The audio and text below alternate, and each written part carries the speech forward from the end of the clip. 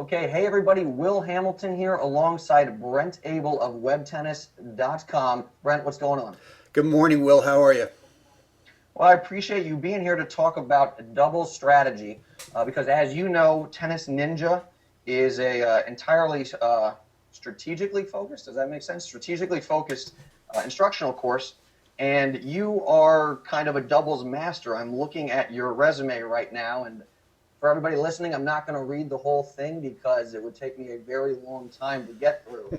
But but let me see. Let me pick out a couple important points here. So we got 2009 National 60s hard court doubles semis. Brenner, what are the big ones you have won? I'm trying to. This list is Well, so actually, kind of no, Will. extensive. I won a 35 hardcore doubles back in 1984, and then Okay. I won a 60s hardcore singles in 2009, and played on the USA Von Cram Cup team that went down to Perth, Australia in 2009. We were silver medalists down there. Ended up losing the finals to Spain. 2010 got to the finals of the hardcourt 60 doubles, and then last 2 or 3 years have won both the 55 and 60 doubles over the Pacific Coast Senior Tournament out here, which is held at Berkeley Tennis Club every May. So, yeah, I mean, doubles is really, doubles for some reason just works for me. It works for my strokes. It works for my mindset, and so I've had a lot of success with it. Well, very cool. Looking at this list, it seems that singles works for you as well. 2009 National 60s hard court singles champ, right? That's right. Well, very, very impressive. So basically, the short of it for everybody listening is that Brent knows exactly what he's talking about. He both does it on the tennis court, and then if you've ever been to webtennis.com, you will see he has fantastic instruction. I highly recommend it. So what we are going to do, and I wish I could claim credit for this idea, but I can't, is the way we're going to go about talking about double strategy today is to start with your starting position.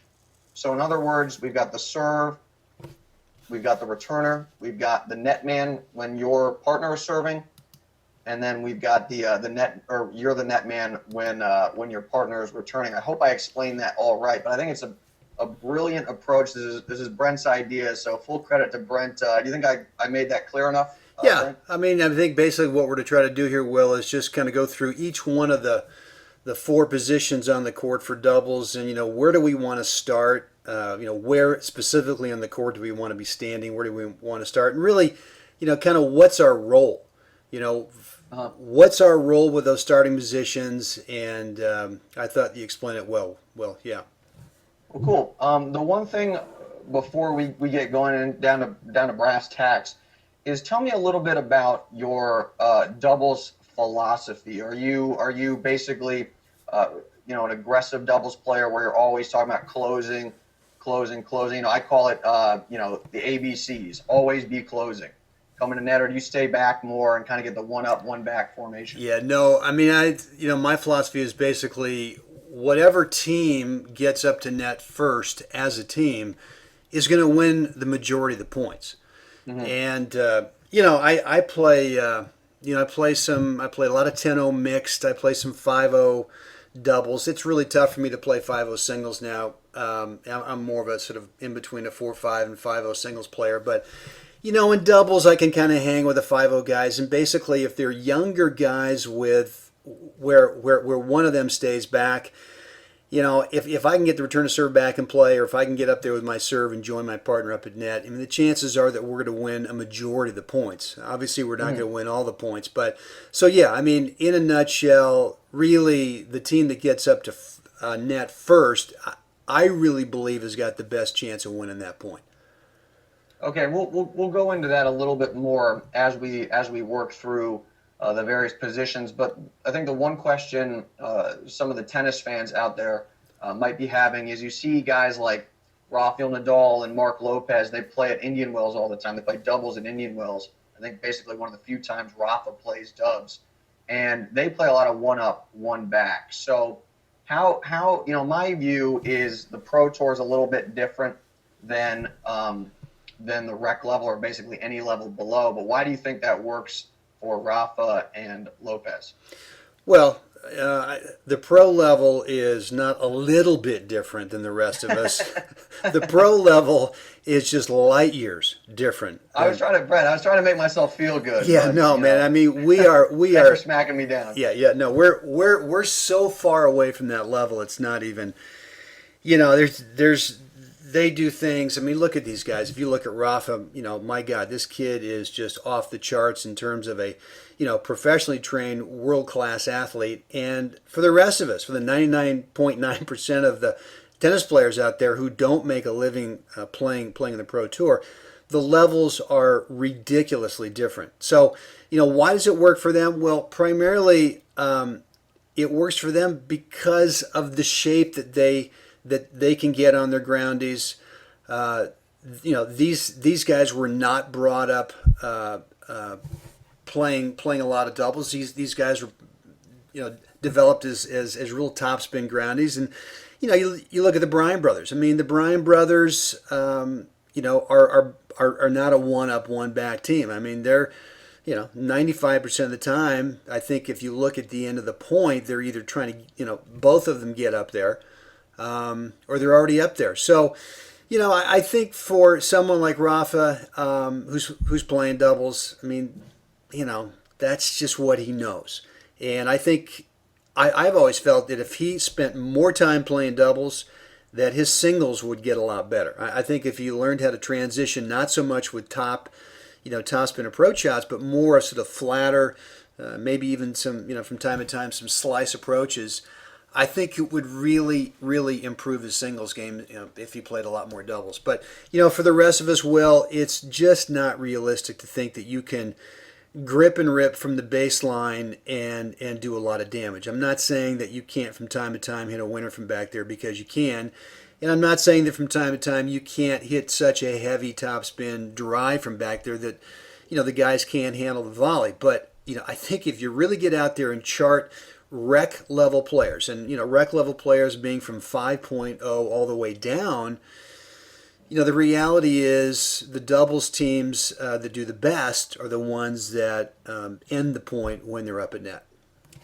Well, I couldn't agree with that more. I think my view on Rafa is here, or any of these pros that play little dubs from the baseline, is that they're able to generate so much action, so much spin, that they can get the ball to dip below the net before it actually gets to the net man, making it a much more difficult volley. But, for the rec player, for us mere mortals, we're not going to be able to generate that type of action consistently. So the ball's going to be sitting above the net when your opponent volleys it.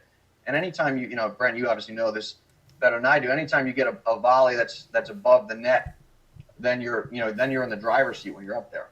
Absolutely. And I think you hit it, right on the head there, Will, when you said that, we just don't have the ability to get that kind of action on our groundies consistently, and look, we've all hit big time forehands once in a while where the ball dips and you go, geez, how can I do that again?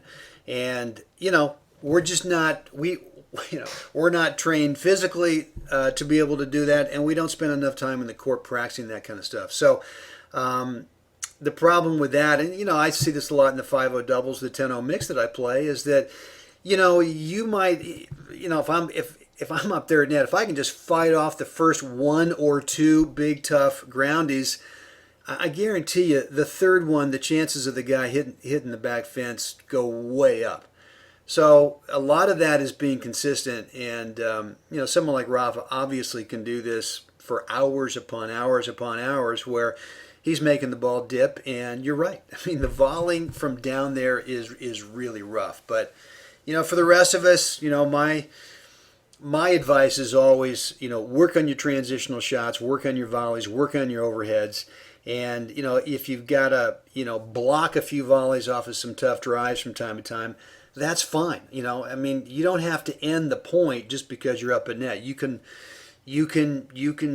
block a few volleys back, you can slide a few volleys back, but I guarantee you, eventually that guy from the baseline is going to miss, or is going to shank one that you can easily put away.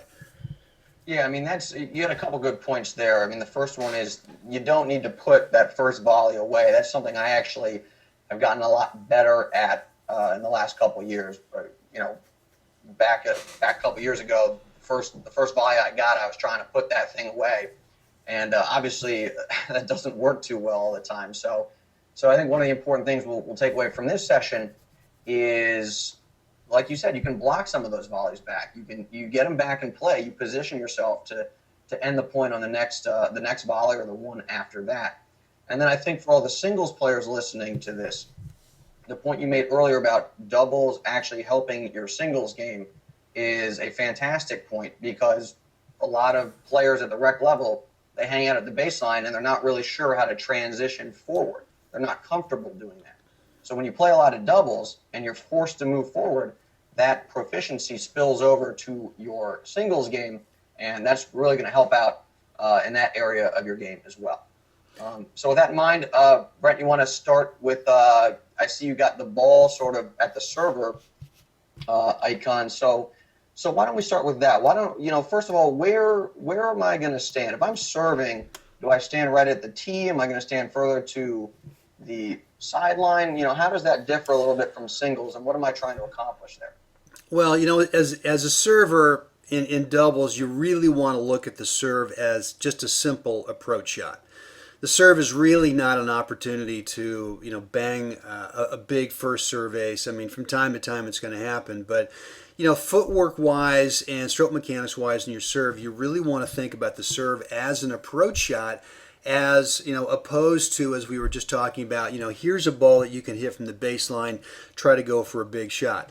I'm not saying that from time to time that you won't hit an ace or hit an unreturnable serve, because you will, but you really want to think about the serve as an opportunity to be able to play your serve first or second, and then move on in, and the chances are you're probably going to have to play a transitional shot somewhere before you get to the ideal spot up at net to join your partner. But really, I think that most players don't think of the serve as an approach shot. And with that in mind, you mentioned, well, if you start here, if you start right next to the center hash mark right here, well, your service motion, and you know this well, the mechanics on it, you really want to have a service motion where your footwork takes you right towards your target.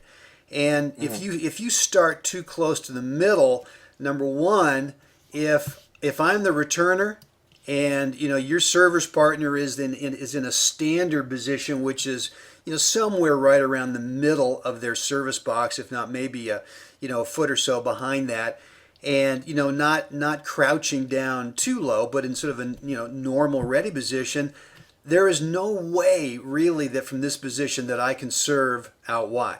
Because you can't generate that angle. Because my partner's in the way. I mean, literally, I'm going to hit my partner if I try to go over here. So if I see this alignment and this guy's not way down low, I know the only place that the server can go realistically is down the tee.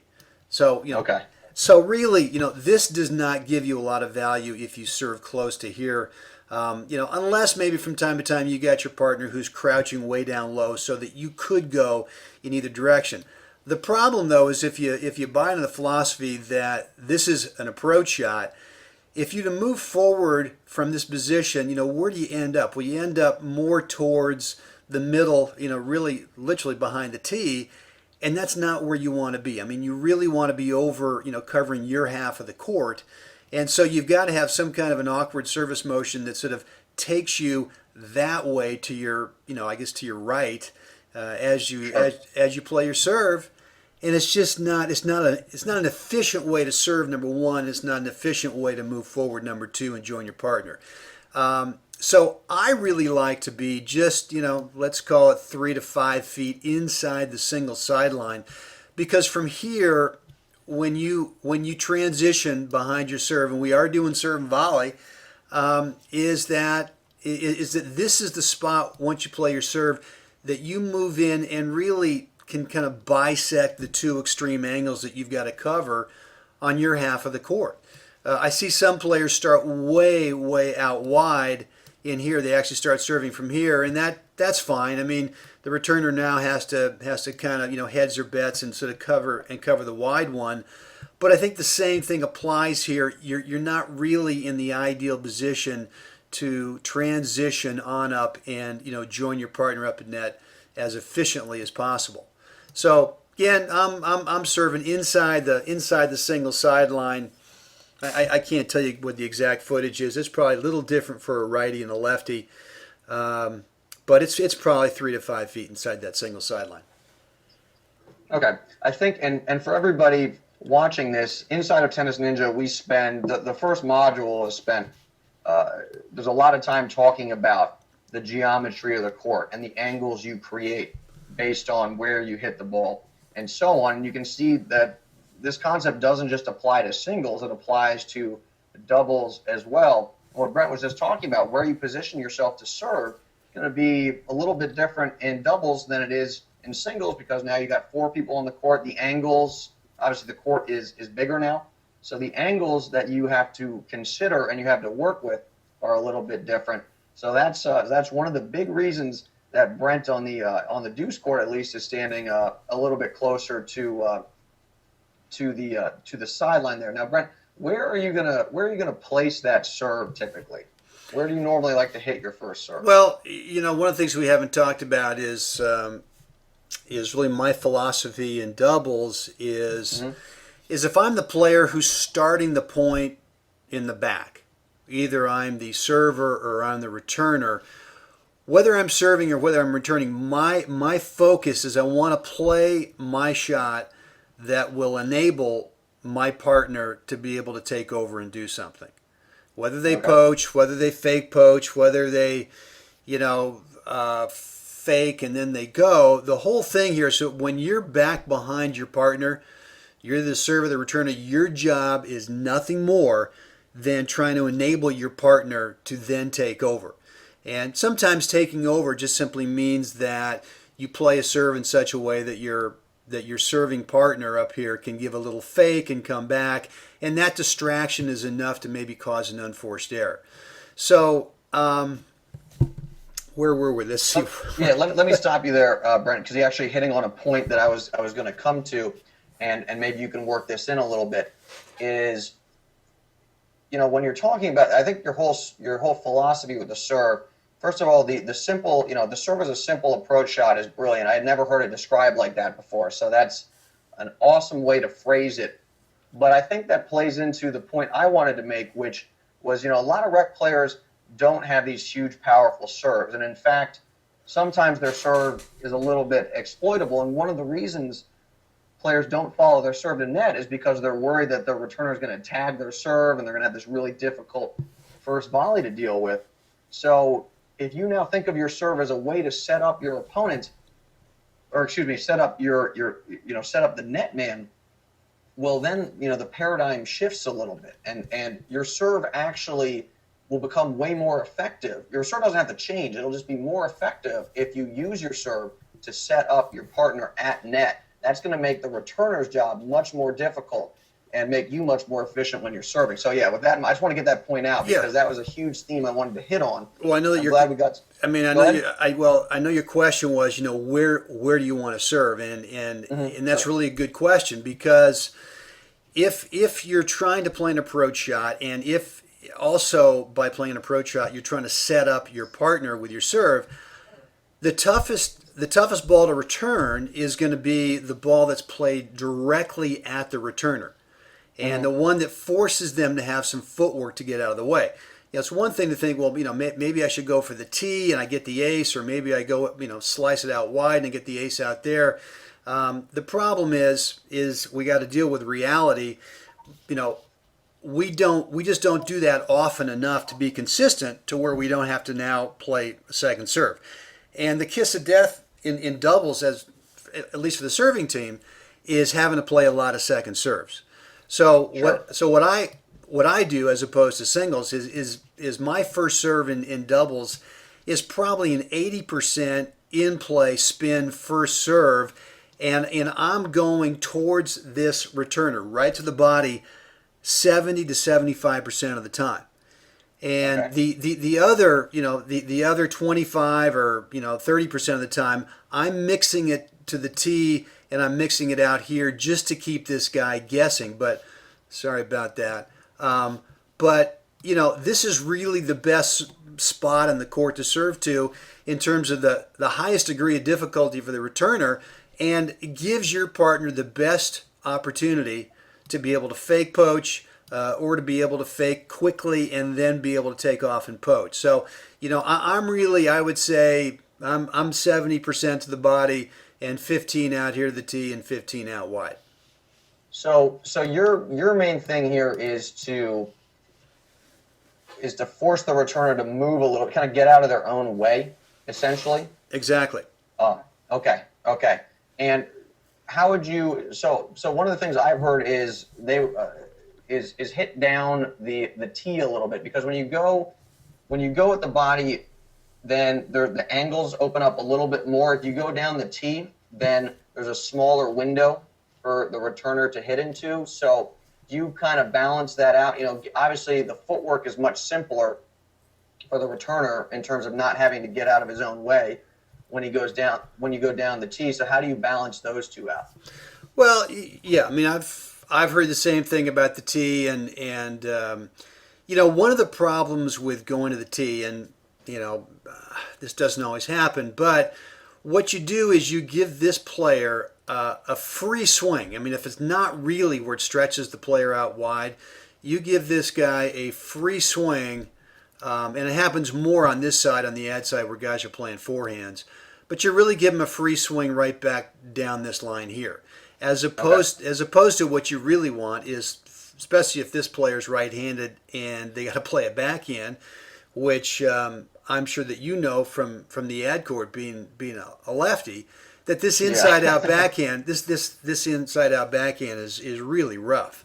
So I mean, it really kind of depends, but to generalize where you want to go, if you go to the body and you force that player to move their feet, most players don't move their feet well enough to where they create space to get some swing freedom. And, one of the things that you want to do with your serve, and one of the other things that your partner wants to do by being able to fake poach or move, showing something out in the landscape, is that the swing freedom for this player, for the returner, gets minimized as much as possible. I don't care if this guy wants to chip the ball back all day long. That's fine, but that's not a real tough transitional shot for this player here. So I mean, I just think that you want to mix this in. You want to mix in some slices for sure, but for me, by and large, I want to jam that player. And I think instinctively what we do sometimes is we look at the returner over here as we're serving, and we see, God, this corner is wide open. This thing is wide open over here. And our instincts as players is let's hit away from the returner.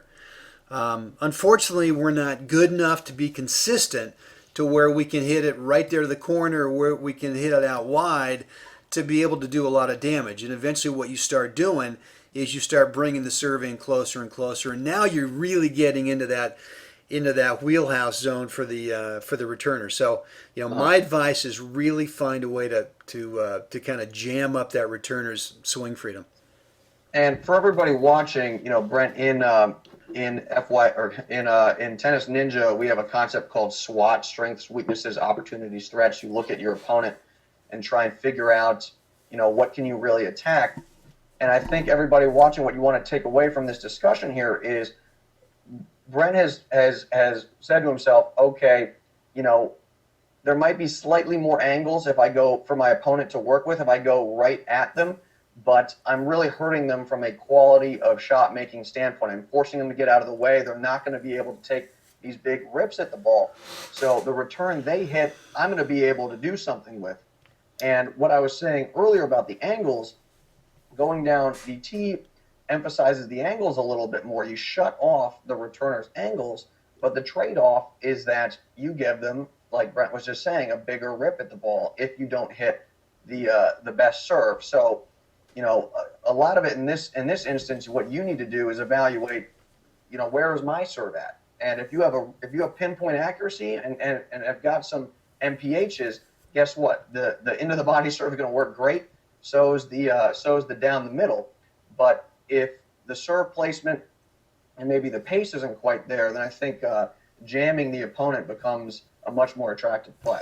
Yeah, and I think also, Will. I mean, if you know, if you talk about swinging the serve out here where you're slicing it, and if you don't get it past this player, now what happens is the returner's got the ball, and realistically, your partner here has got to move over and cover that alley because this thing is really exposed, and now this angle over here is exposed.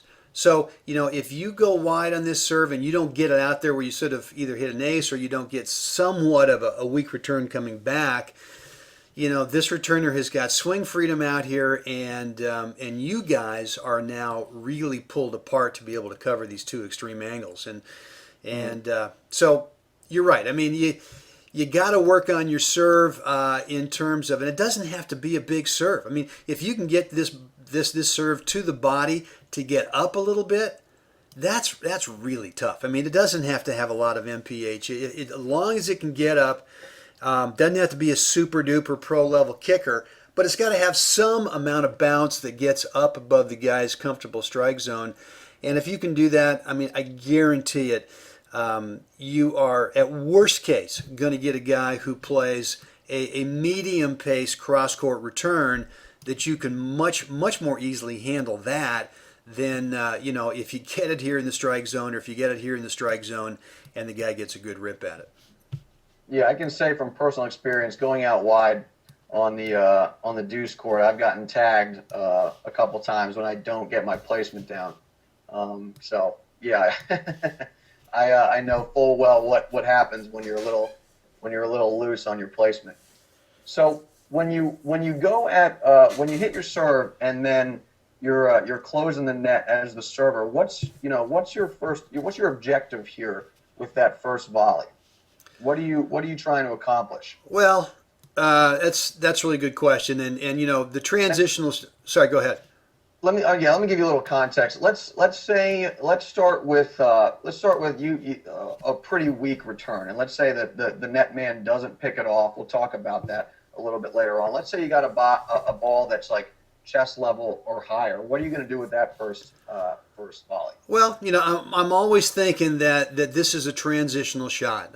You know, you know, if, and all things being equal, most of your transitional volleys or half volleys are realistically going to be played somewhere in what we call no man's land, which is just the worst term we ever came up with as teaching pros. I mean, we've just scared people to death about you know, playing balls in this area.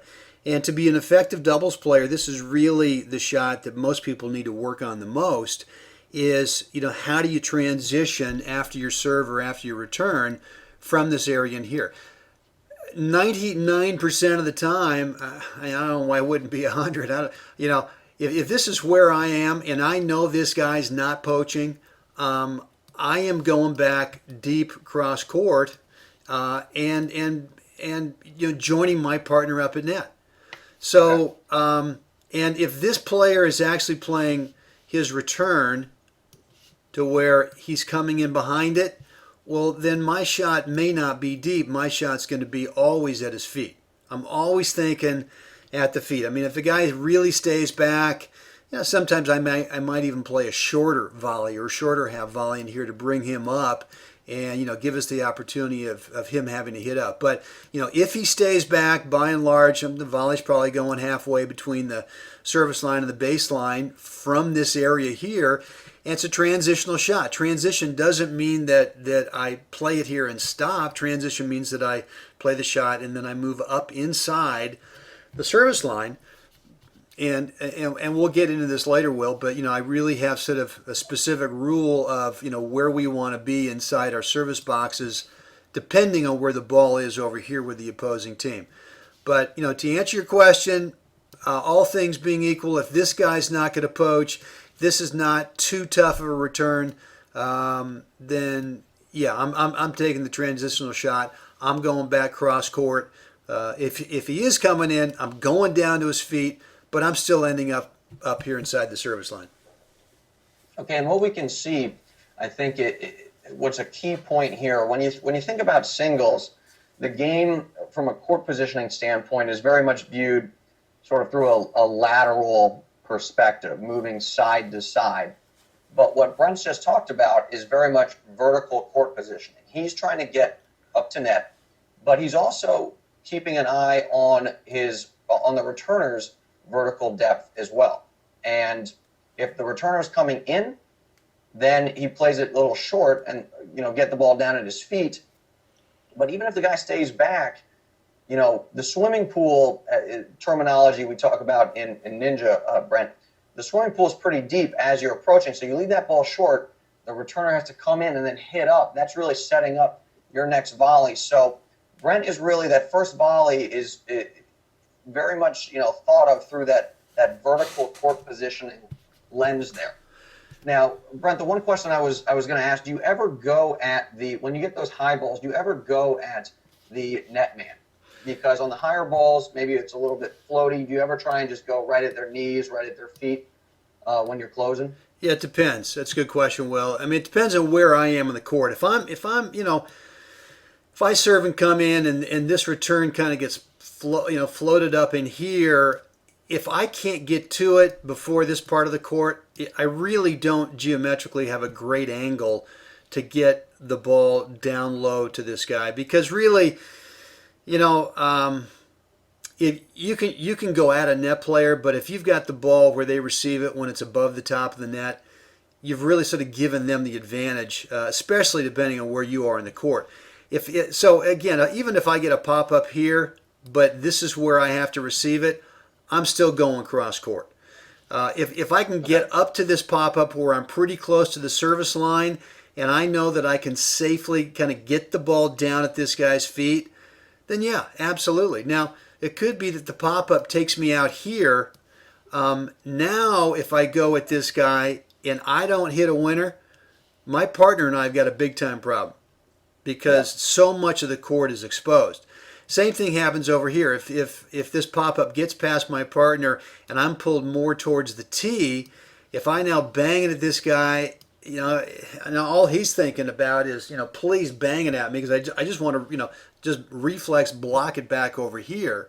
So a lot of it depends on where you are, not only depth-wise, but where you are horizontally in here, as to whether or not you can, prepare for worst case.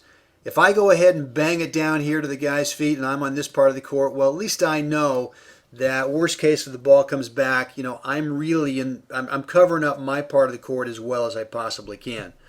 I think one of the problems with this shot, technically, is that we get a little over anxious and we reach out for that shot just a hair too early.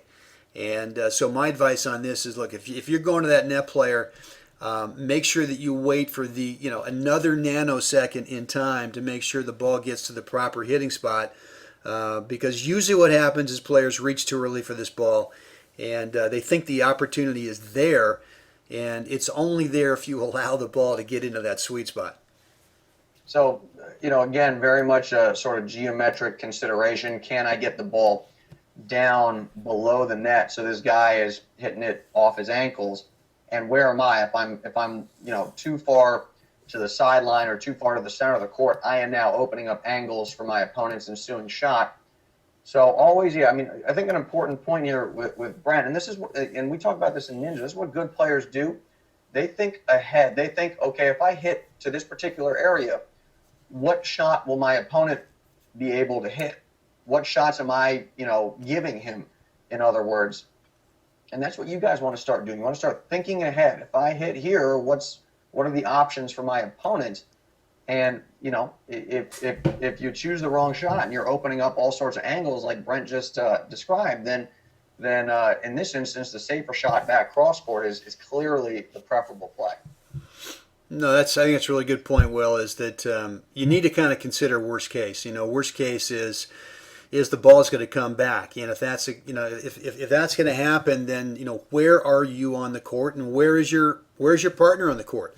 The last thing you want to be doing is hitting shots that do the opposite of what we talked about earlier, which is to enable your partner, because whenever you're the player who's behind your partner, whether you're serving, whether you're transitioning, whatever it is, your whole goal when you're playing doubles is to play for your partner. Every shot Okay. you hit, you want to be thinking about what shot can I hit that I'm going to make this guy look like $1 million. And I mean, it is because, and I see this way too often with younger players, is they're the player back behind, in this case a server, and all they want to do is they want to grip and rip, and it just over the course of the big picture of a doubles match, it just doesn't work out. Yeah, that's there's not always that much subtlety amongst players of my age. So I know exactly what you're talking about. There's a lot of guys out there that just like to blast away, and they get super frustrated when they play someone who's not nearly as powerful, but is a little bit more wily, I guess you could say, and always knows where to put the ball, and just does a great job of neutralizing that power. Now, the one point I want to make as we move on is, I think what underpins a lot of what you're saying, Brent, is maybe this is the best. I don't know if this is the best way to phrase it, but a sense of calm and maybe patience. Doubles is an aggressive game, but I think for a lot of players when they close, an element of panic works in there. Oh, I have to hit the great shot, or the point's going to be over, and I'm going to get victimized. And what you'll develop as you play more doubles and as you become more comfortable moving in and realizing you don't have to hit a kill shot, you'll just have a lot more patience and realize I don't need to just blast away at the ball, and being a thinking player and having a little touch is actually more important. Yeah, there's no question that in doubles you got to develop this ability to stay in the point. And a lot of players don't want to stay in the point. They want the point to be over ASAP. And you really, I mean, if you were to go out and watch, let's say a 4-0 doubles match, as opposed to a 5-0 doubles match, I mean, there would be some clear differences maybe in terms of power and spin and that kind of stuff. But one of the differences to look for is that the 5-0 players are typically much more able to stay in the point longer, depending on the shot that's given to them, as opposed to some of the 4-0 players and even 3-5 and 3-0, is that they don't know the shot that they're about to receive, the ball they're about to receive. They don't really know the difference between this is going to be a shot I'm going to play that's going to keep me and my partner in the point. But it doesn't mean that we now have a disadvantage by staying in the point. It just means that we're now hitting a shot that sort of turns the table on the opponents, where they now have the situation of, you know what, I don't have an offensive put away opportunity here, so I've got to go ahead and do something that sort of neutralizes the opponents. And that's really a big deal. I mean, it's really a big skill to develop that calmness, as you were talking about, Will, where you're okay to stay in the point because you don't really have an opportunity to become offensive and really, have a high percentage opportunity to put the ball away. Excellent points. When both of y'all get to net, you hit that first volley and you've gone back at the returner. So we got both of y'all at net now. Now, what's the objective? Now, what are you looking for? Well, now, and we haven't even talked about the service partner. I mean, the service partner has already done, if I'm up here, the service partner has already done probably as much footwork as I have, as I've been, transitioning behind the serve, now into my, split step, into the, and then getting ready for the transitional shot and moving on up. This guy has been a monster up here. I'm not saying that he's poaching over to because the court diagram is so slow, but there's a lot of footwork going on here by the server's partner. And do you want to touch on the server's partner first before we talk about what happens when you're both at net? Sure, we can do that. Yeah, I think that's a good idea. Okay. So the service partner, their entire job here, their entire goal is to be a visual distraction to the returner. Now there are obviously rules. Right. There's rules in the game of tennis saying that before your partner, the server, hits the serve and starts to point, you can't be waving your arms and jumping and yelling and that kind of stuff. You can't be trying to distract that way. But once the point starts, there's nothing in the rules that says that you can't show a little movement, whether it's a fake poach out to the middle, whether it's simply a poach and you go, or whether it's maybe a fake poach, you come back and then you cross.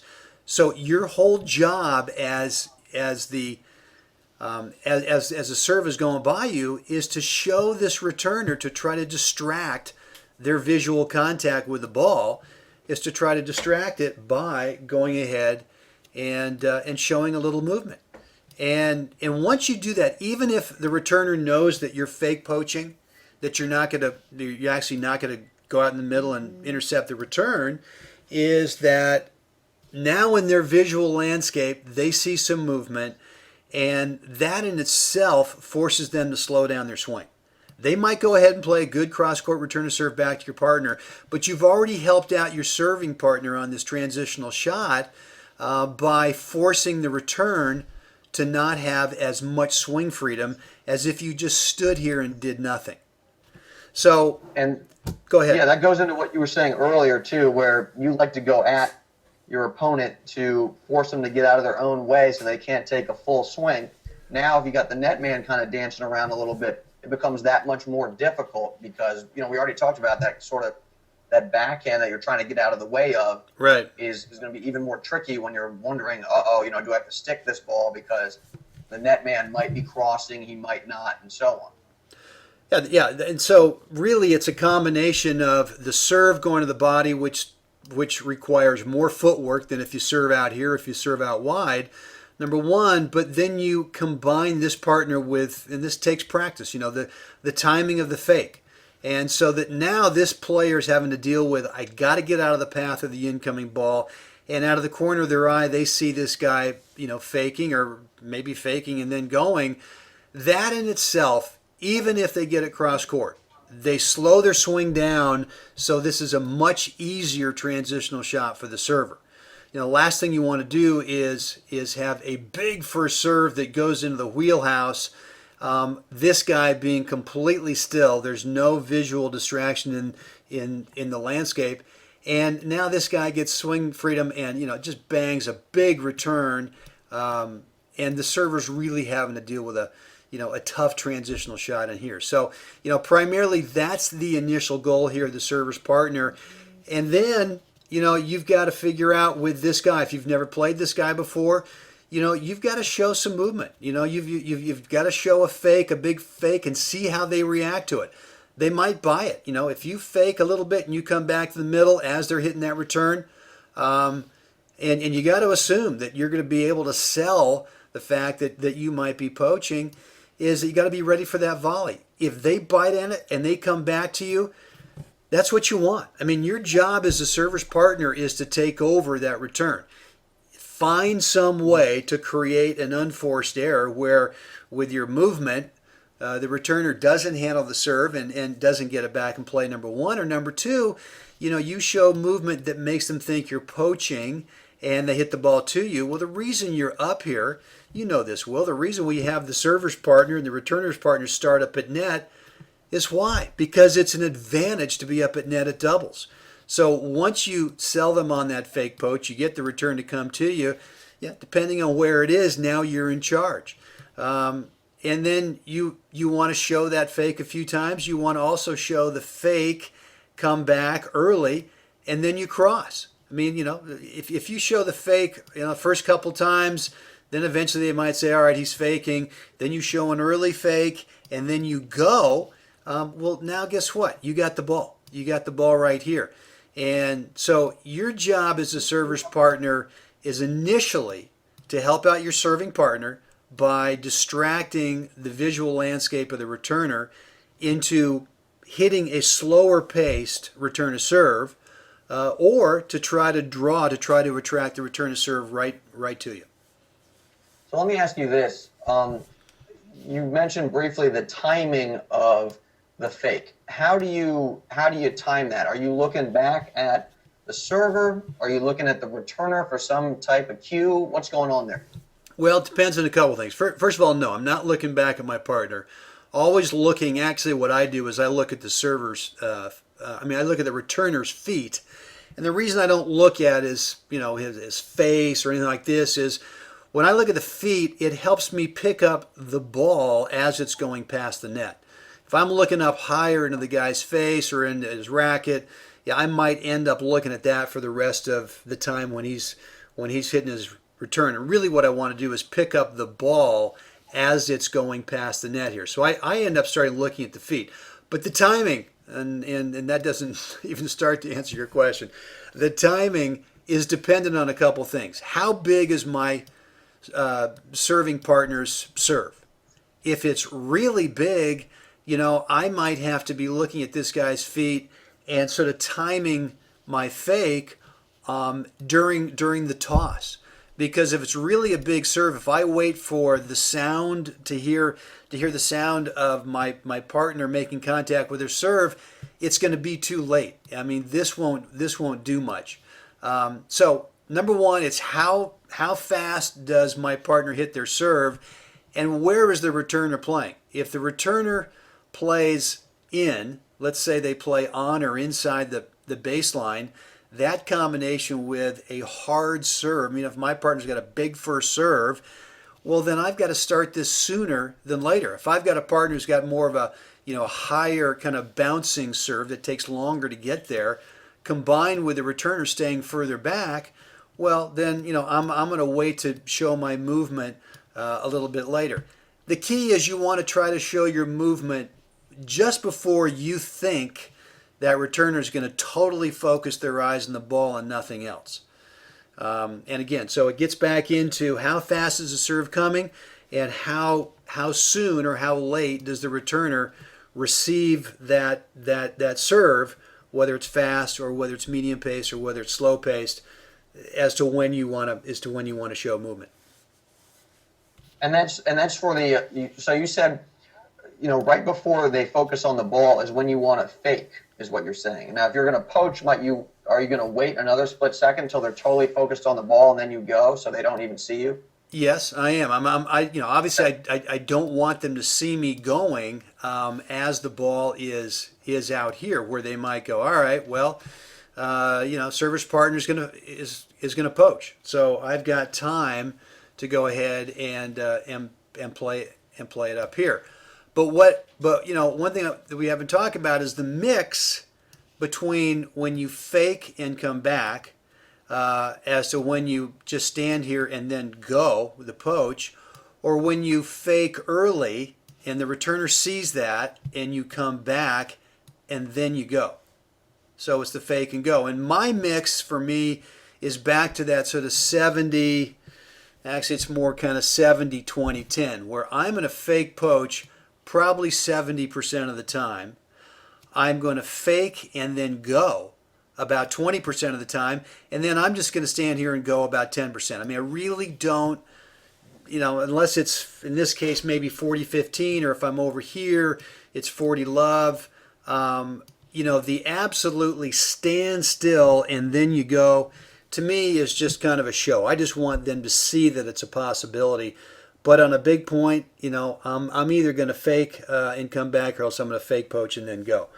So again, are you ever just standing there? Like you just stand there and you just, you don't move? Never. This is kind of the classic, rec player move where they just stand there and get the point started. Never.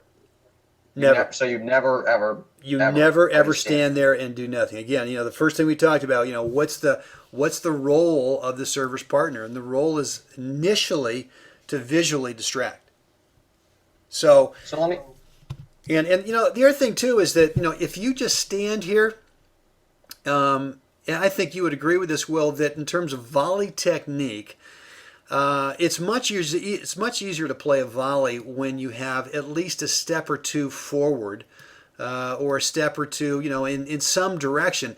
If you're standing here and the ball's played to you, the volley mechanics don't work as well as if you can get some kind of footwork involved. So, I don't mind if you want to start, let's say, a couple of feet behind the middle of the service box, and as you hear the sound of the ball being hit, you move forward a couple feet into a split step. I mean, that still shows movement.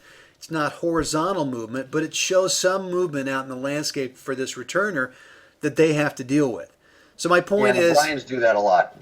yeah. And So you see the Bryans do that all the time. right. So I guess my answer to your question is even if you have signals with your partner, it's never a poach or stay where there's just movement out in the middle, because if the only time you move is when you poach, the returner eventually is going to pick up on that and see your movement and know that you're going.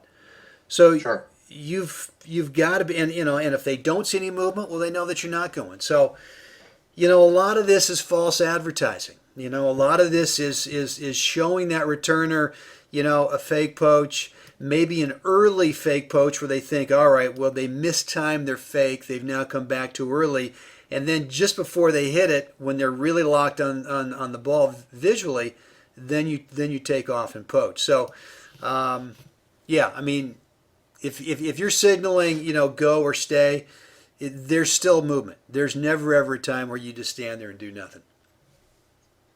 So let me ask you this, because I think some people listening might have the question. If the only time you're stationary is before you're about to poach, wouldn't that be a tip-off to a degree? That's why I asked you never ever stand there at all. It could be a tip-off, but I mean, again, like I said before, I will show that maybe if we're serving at 40 love. I mean, that's one of those points where, I still want to show them something else. I want them to have to consider so many different possibilities. I want that returner to be thinking, you know what? What's he doing now? I really want to get into that returner's head, and I want them thinking about me. I want them looking at me. Even if they get a slow second serve from my partner, I want them, really taking a peek at me. And so from time to time, yeah, I mean, and that's why I said maybe 1 out of 10 times, maybe even less than that, I'll stand there and go. But that's just more of a show-off thing. That's not more. That's more of, even if we lose that point, all right. I mean, if we have to lose a point, if we have to give away a point, that's going to be the time to do it at, let's say, 40 love. But the more that you can show your opponents, the less comfortable they become, and really what happens, then they really start to have to slow the swing speed down. And as I said before, even if they know that you're faking, the swing speed is going to be slower, which is going to make your server partner's transitional shot just so much easier. So you're just planting the seed basically by standing there. It's just you're just trying to create doubt. That's all you're doing. Okay. You're trying to create doubt the whole time. Trying to mess with people's heads, Brent. That's not cool, man. Yeah, that's what we do out here in California. Fair enough. Well, I'm in D.C. This is the capital of misdirection. Yes, for different reasons. Of false advertising. Okay. Exactly. Capital of false advertising. Good okay. Good. Well, So, is there anything else you want to add to this particular segment? Yeah. Let me talk one more thing about once both players get up at net. Yeah, that was we were going to move to that. Okay. Well, do you want to move to that, or yeah? If you've covered all the bases, the main points with the net man, the server's net man. Yeah, let's do that. Yeah, because really this discussion is on where do each one of the 4 players start the point and what's their role. I mean, we haven't really talked about. Maybe we'll do that for future discussion. But for example, if this server's partner poaches and they get a ball, where do they go with the ball? That is a whole nother topic of discussion. But I think for right now, if the viewers can take away from this that you've really got to show movement and to start the point as a server's partner, and if you just get that, I think what you'll find is you'll get a lot of easier balls that you can handle when you start up at net as a server's partner, and by instinct, I think that you'll know what to do with them. So let's say that the servers transition, and here's kind of the alignment that I like. I don't really. So this is just for clarity. Let me say, just for clarity's sake, the server has hit their serve and has hit the first volley. Right. So now they're at net. Right. Okay. So they go ahead. Serve, first volley. Yeah. They come in. They get the return back, they play the volley, and let's say that this returner stays back. Okay. And now you've joined your partner up at net. What I see too often is that if the ball is cross court from you, is I see these people closing like monsters. And now Okay. you can see what happens here is this thing, the lob is obviously going to be completely wide open going to the deepest part of the longest length of the court.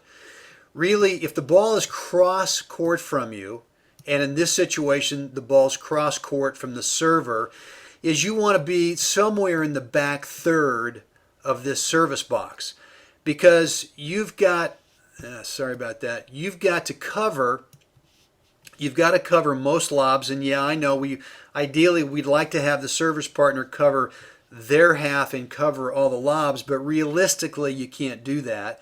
You can cover most of them, maybe to maybe about back in there, but you're going to have to cover most of the lobs, number one, and you're also going to have to cover the middle. And if you get both players up here on the same parallel in the middle of their service boxes, or worst case, this guy closes, the middle of the court is just a vacuum, just sucking balls in there. And Yeah. and this guy instinctively is going to back up anyway, which is this is the worst alignment you can possibly have, and yet I see this a lot.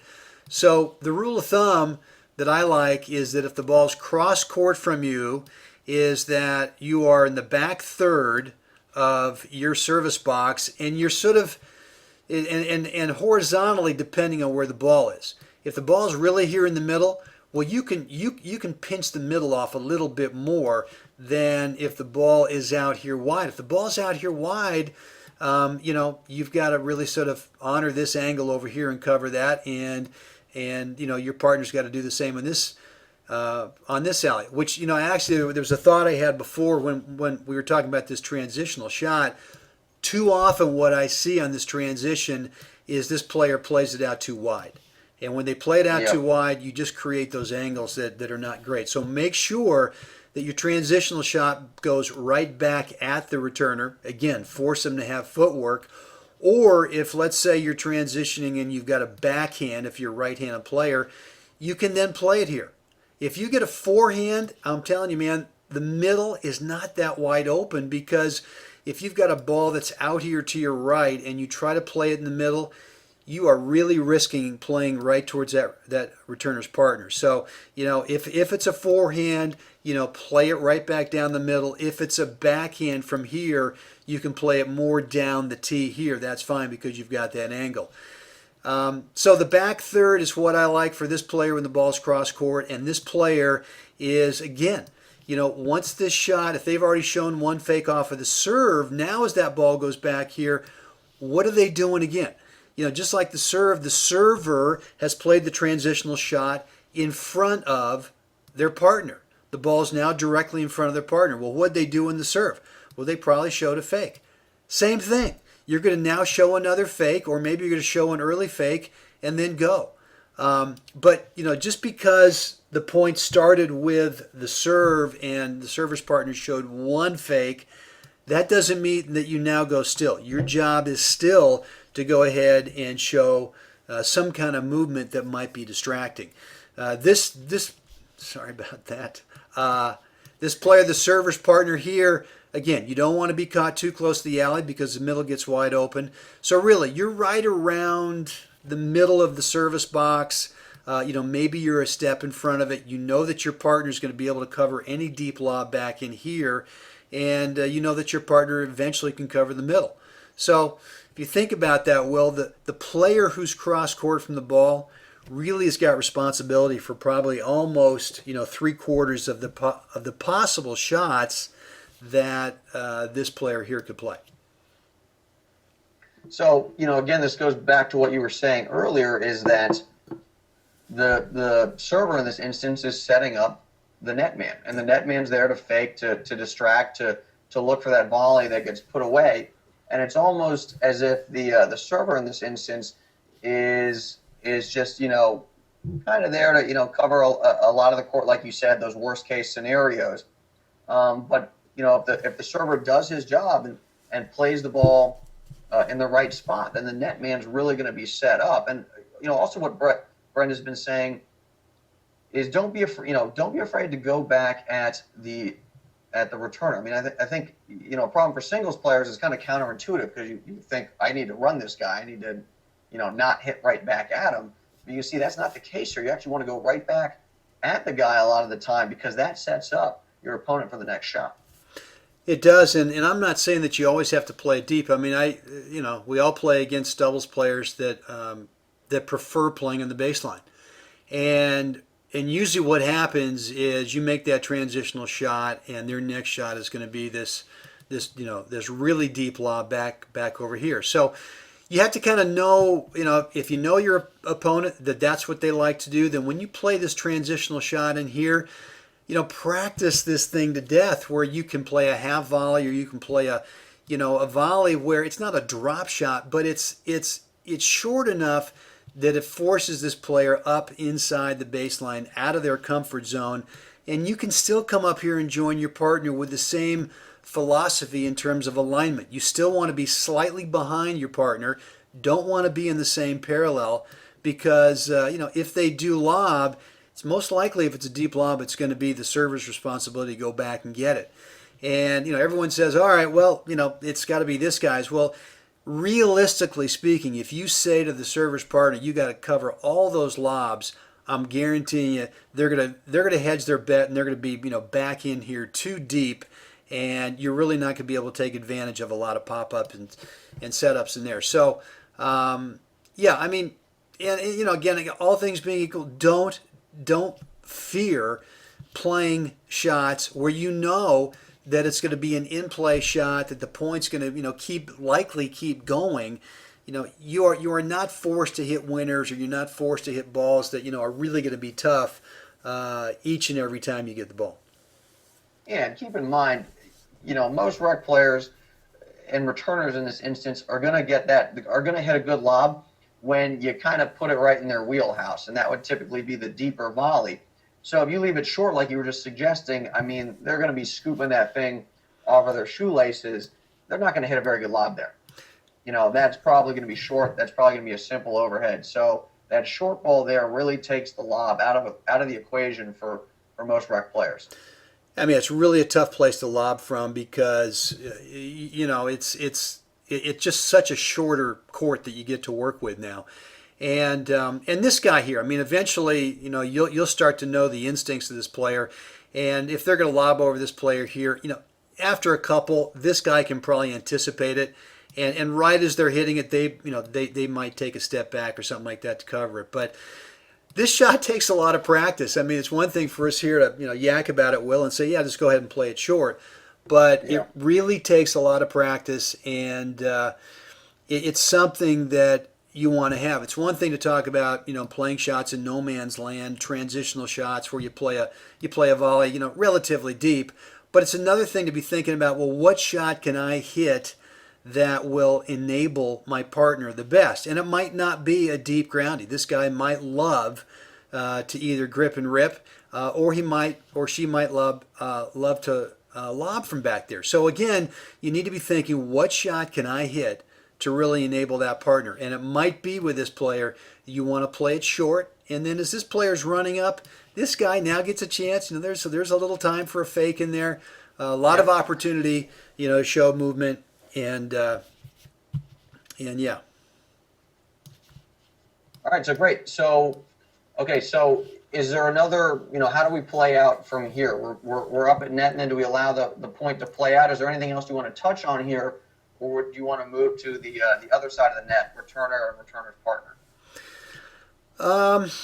Yeah, I think again, now whatever shot comes back, you have to evaluate whether or not you really have an offensive opportunity. And so just because you've joined your partner up here at net does not mean that whatever comes back to you is automatically got to be put away. If this guy hits a low, maybe it's a dipping ground stroke, maybe it's a slice that gets down low here, well, you know what? And it could be that it forces you up on kind of the same parallel as your partner. Again, your job is to try to number one, keep it away from the returner's partner because the ball is down low.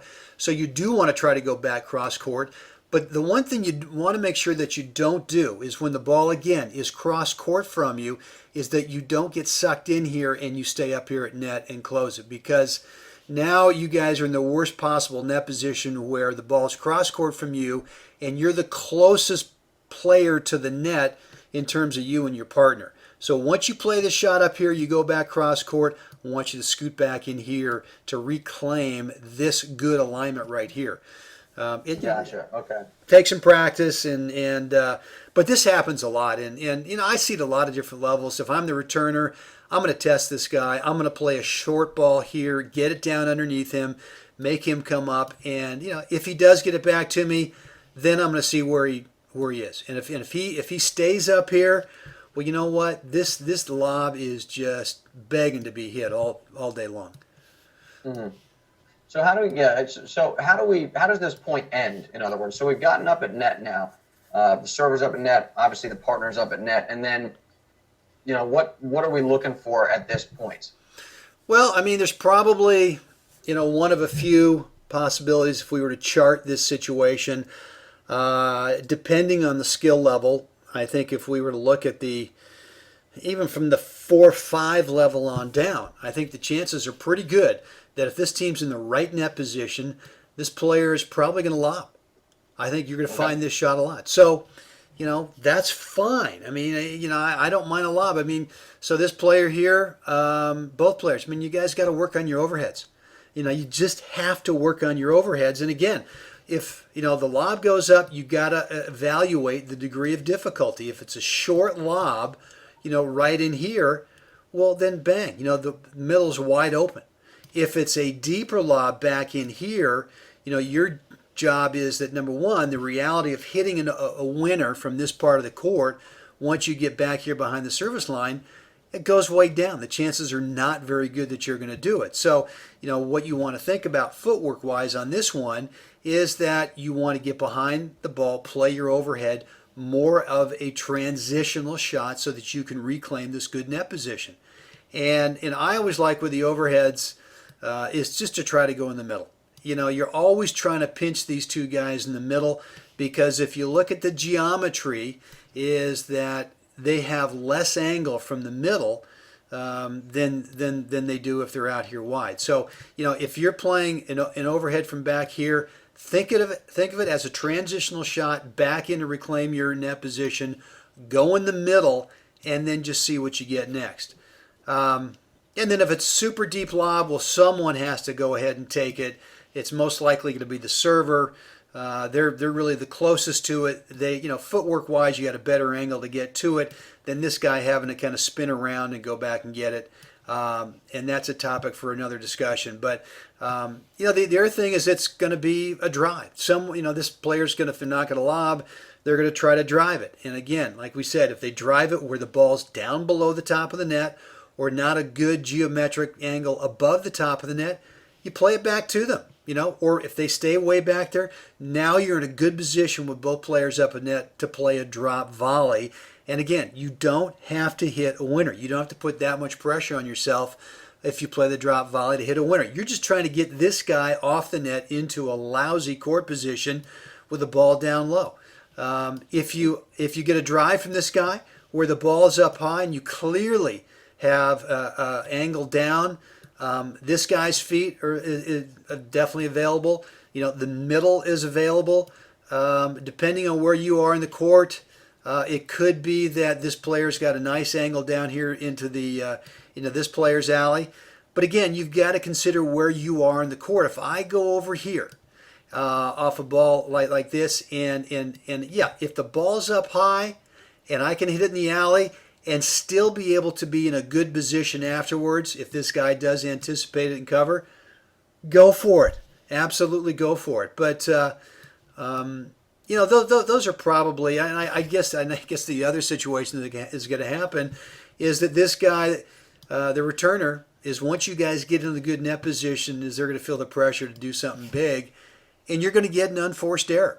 So those are probably the most common things to think about.